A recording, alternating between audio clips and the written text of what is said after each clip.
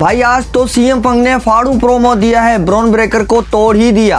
और दूसरी तरफ एजे स्टाइल की रिटायरमेंट हो गई शुरू। और आज की मंडे नाइट रॉ में हुआ बहुत कुछ, साथ साथ 2 चैंपियनशिप मैचेस भी हुई। तो देर किस बात की, चलते हैं सीधा वीडियो की तरफ। शो की शुरुआत होती है विजन से और विजन को देखकर यही लग रहा है कि भाई ब्रॉन ब्रेकर लीडर बन गया है अब। फिर वो सारे रिंग में आते हैं तो पूरा क्राउड सीएम पंग के नाम से चैंट करता है, जिसपे पॉल हेमन गुस्सा भी हो जाते हैं। फिर उस पे पॉल हेमन बोलते हैं कि सीएम पंग यहाँ पे नहीं है तो उसकी बात क्यों सुननी है, तुम मेरी बात सुनो। 2025 का मेरा ये आखिरी प्रोमो होने वाला है और मैं जो भी कहूंगा सब कुछ सच कहूंगा। ठीक 5 साल बाद तुम इस मोमेंट को याद करोगे कि मैंने क्या बोला था। ठीक 5 साल बाद तुम ये मोमेंट याद करोगे कि ये सारे जो रिंग में खड़े हैं ये होने वाले हैं फ्यूचर मेन इवेंटर। और जितने भी रूमर्स थे वो सारे सच हो गए। जी हाँ, आइए आपको मिलवाता हूँ विजन के न्यू मेंबर ऑस्टिन थ्यूरी से। फिर ऑस्टिन थ्यूरी माइक पे बोलते हैं कि मैं बहुत कुछ बोलना चाह रहा था और मैं इस मोमेंट का वेट कर रहा था। तो सबसे पहले बात करते हैं जो वर्ल्ड हेवीवेट चैंपियन बनने वाला है ब्रॉन ब्रेकर की।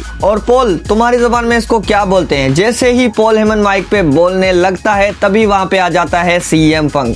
सीएम पंग ऑस्टिन थ्यूरी को बोलता है कि बच्चे तुम्हारा हो गया, लेकिन मुझे दूसरे बच्चे से बात करनी है, ब्रॉन ब्रेकर से। और तुम सबके पास दिमाग नहीं है अलावा सिर्फ एक बंदे के। मैं बात कर रहा हूँ पॉल हेमन की और आज मैं बात करने आया हूँ मेरे मैच की। तो ब्रॉन ब्रेकर, मुझे पता है कि ऑस्टिन थ्यूरी मुझे मारेगा, मुझे पता है कि ब्रॉनसन रीड मुझे सुनामी मारेगा, मुझे पता है कि लोगन पॉल मुझे पंच मारेगा, मुझे पता है कि तुम भी मुझे स्पेयर मारोगे। तो क्यों ना एक मर्द बन के इन सबको पीछे भेजो, मैं तुमसे बात करना चाहता हूँ 1 on 1। तभी ब्रॉन ब्रेकर वहां पे उसको बोलते हैं कि भाई डर तू रहा है, आजा, हम नहीं तोड़ेंगे तुझे। फिर उसके बाद इनका हुआ फेस टू फेस और ये देखने में मजा ही आ गया। उसके बाद ब्रॉन ब्रेकर बोलते हैं, तुझे पता है हम यहाँ पे क्यों हैं? क्योंकि हम विजन देखते हैं। वहाँ देखो Bronson read the tribal chief, वहाँ देखो लोगन पॉल सबसे बड़ा सुपरस्टार, वहाँ देखो ऑस्टिन थ्यूरी और यहाँ मैं।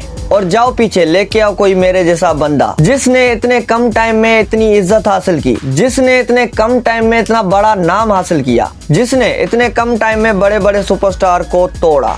तो तैयार हो जा, 5 जनवरी आ रहा है और मैं बनूंगा वर्ल्ड हेवीवेट चैंपियन। उसके बाद सीएम पंग बोलता है कि तूने मेरे बारे में सारा कुछ गलत सोचा है, कि मैं तुझे कम समझ रहा हूँ। नहीं, मैं तुझे कम नहीं समझ रहा, तू मुझे उस सारे विजन से रेडी लगता है। रेडी तो मैं नहीं हूँ इस टाइटल को खोने के लिए। और ये ले, उठा टाइटल, ये तेरे से ज्यादा भारी है। मैं वजन की बात नहीं कर रहा, मैं ओहदे की बात कर रहा हूँ। मैं हारूंगा जल्दी, लेकिन वो तू नहीं होगा और तेरे हाथ से तो टाइटल मेरा बिल्कुल जाएगा ही नहीं। भाई साहब, अब सच में 5 जनवरी और इनकी मैच का वेट नहीं हो रहा कि इनकी मैच कैसी जाने वाली है। उसके बाद वुमेन्स वर्ल्ड टाइटल के लिए ट्रिपल थ्रेट मैच होता है, रिकेल वर्सेस स्टेफनी वर्सेस निकी बेला का। उसके बाद इनका मैच स्टार्ट होता है और क्या परफॉर्मेंस थी भाई रिकेल की आज। रिकेल और स्टेफनी की परफॉर्मेंस इस मैच में अच्छी थी, बस निकी बेला की अच्छी नहीं थी। तो मैं ये चाहता था कि ये मौका रिकेल को अकेले में मिलना चाहिए। उसके बाद एंड में रिकेल जब डबल टहाना बॉम्ब लगाने जा रही थी तो वहां से स्टेफनी वकेर हट जाती है और वो टहाना बॉम्ब लग जाता है निकी बेला को।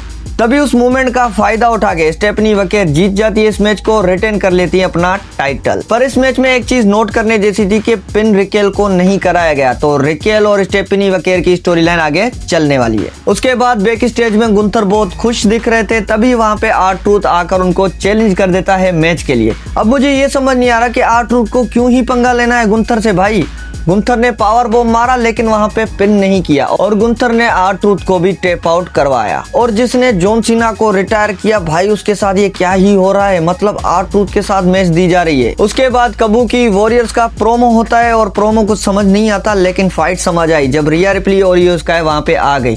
और आज भी कुछ ऐसा ही लगा कि रिया रिप्ली और इयो स्काई फिर पिट के जाएंगी, लेकिन नहीं, इस बार कबूकी वॉरियर्स पिट गए। फिर दूसरा बैक स्टेज सेगमेंट आता है विजन का, जहां पे हमें पता चला कि ऑस्टिन थ्यूरी के साथ आने वाला है लोगन पॉल। उसके बाद इनकी मैच स्टार्ट होती है। मैच तो ठीक ठाक था, लेकिन रे जब 619 लगाकर स्प्लैश लगाने जा रहा था तभी लोगन पॉल ने कर दिया इंटरफेयर और उसके साथ मैच वहां पे खत्म हो जाती है। उसके बाद दोनों मिलकर रे मिस्टेरियो पे अटैक करते हैं, तभी वहां पे रिटर्न करते हैं पेंटा। और पेंटा को देखकर ये चीज हो गई कि भाई अब नंबर इक्वल होने वाले हैं। फिर उसके बाद मैक्सिन और बेकी लिंच का प्रोमो होता है। प्रोमो में ज्यादा कुछ नहीं होता, लेकिन एक बात आपको बता दूं कि 5 जनवरी 2026 में इनका भी मैच होने वाला है वुमेन्स इंटरकॉन्टिनेंटल टाइटल के लिए। फिर एंड में आता है हमारा main event match world tag team title के लिए एजे स्टाइल और ड्रैगन ली वर्सेस उसोस के बीच में। और उसोस जब भी टेग टीम में आते हैं तो भाई टाइटल तो ले ही जाते हैं और जिस बात का डर था आज वही हुआ। उसोस एंड में ड्रैगन ली को 1 भी लगाते हैं, उसके साथ जीत जाते हैं ये मैच और साथ साथ टाइटल। मतलब ये समझ आ गया कि भाई एजे स्टाइल की रिटायरमेंट करीब आने वाली है। अब कुछ लोग नाराज होंगे कि भाई एजे स्टाइल से टाइटल क्यों छीना गया। वो इसलिए क्योंकि एजे स्टाइल परमानेंट टेग टीम में नहीं आने वाले और 2026 करीब है और एजे स्टाइल की रिटायरमेंट भी करीब, तो उससे पहले एजे स्टाइल के हाथ से टाइटल छीन लिया गया।